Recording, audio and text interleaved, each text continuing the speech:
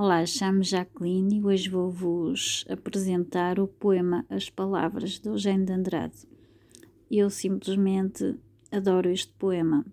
Eugênio de Andrade é um escultor das palavras e então o que acontece com este poema é que de cada vez que o leio eu interpreto-o de forma diferente, porque cada palavra foi colocada aqui especialmente depois de muito estudo, de muita experiência. Estas palavras foram exatamente as palavras que Eugênio de Andrade quis colocar.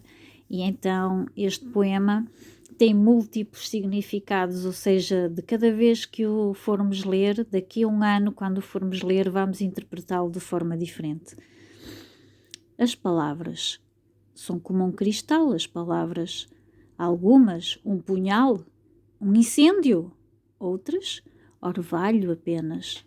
Secretas vêm, cheias de memória, inseguras navegam, barcos ou beijos, as águas estremecem. Desamparadas, inocentes e leves, tecidas são de luz e são a noite. E mesmo pálidas, verdes paraísos lembram ainda. Quem as escuta? Quem as recolhe? Assim, cruéis, desfeitas, nas suas conchas puras.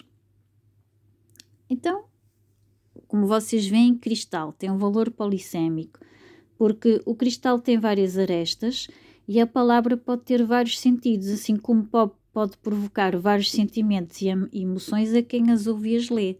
O cristal, o que é que pode ser? Claro, pode iluminar, pode brilhar, mas se tiver afiado também pode cortar.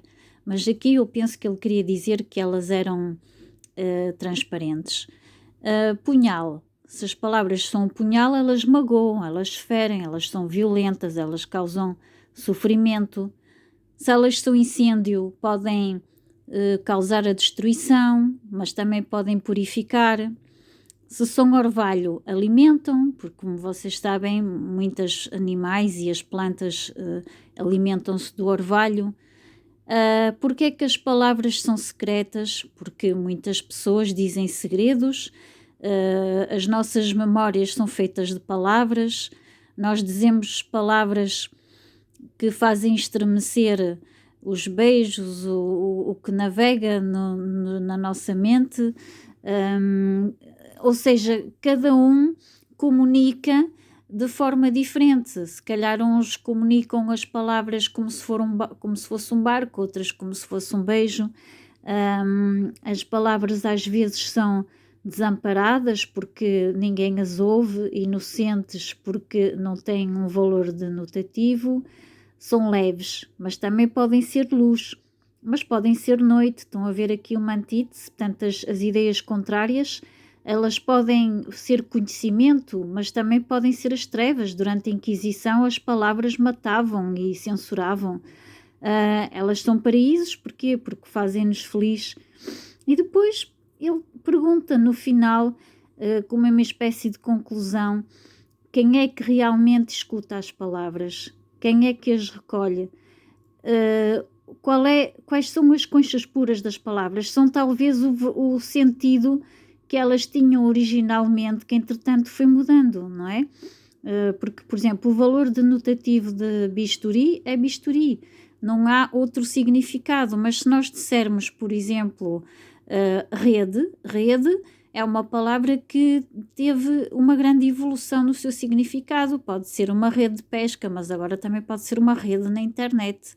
Portanto, como vocês veem, é uma palavra que vai ganhando vários significados. E as palavras são assim. Onde é que elas andam? Nos dicionários? Na boca de cada um? É assim, este poema é simplesmente o melhor poema de Eugênio de Andrade, na minha opinião. Portanto, ele aqui descreve as palavras e depois nós, como leitores, vamos descodificar estas palavras. E eu gostava mesmo muito que vocês me dissessem o que é que vocês acham que as palavras a vocês vos diz, porque estas palavras a mim me dizem muito e eu gostava de saber o que é que estas palavras vos sugerem, O que é que vocês, se estivessem com o Eugênio de Andrade, o que é que lhe diriam depois de ler este poema?